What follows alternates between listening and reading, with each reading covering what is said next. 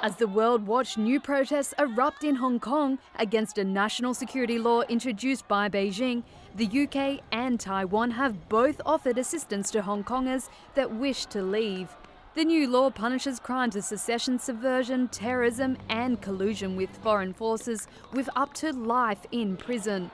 On Thursday, Prime Minister Scott Morrison said Australia will also offer support. We do find these events very concerning, and we've been very clear about our statements that in concert with many other nations, this is not a position Australia has commented on in isolation. We've done so with many other like-minded countries about these events. Morrison says they will offer safe haven visas to those who want to exit the former British colony, and said they were putting the final touches on the proposal. Authorities in Beijing and Hong Kong have repeatedly said the legislation is aimed at a few troublemakers and will not affect rights and freedoms. But critics fear it will crush freedoms and the city's independent legal system.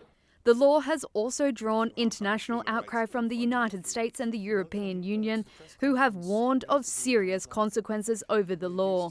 Britain said it would stand by its word and offer all those in Hong Kong with British national overseas status a special immigration route, where they can stay for 5 years to live and work in Britain. The B&O passports were created when Britain handed Hong Kong back to China 23 years ago. It follows the British Foreign Secretary Dominic Raab's comments on Wednesday, accusing China of breaking its promises to the people of Hong Kong.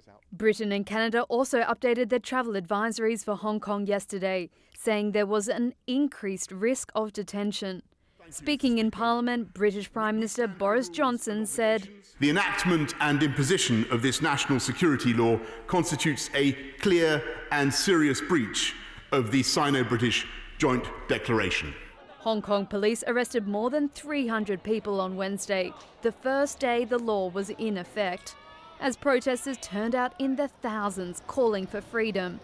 Police say 9 of the arrests were for violations of the new law.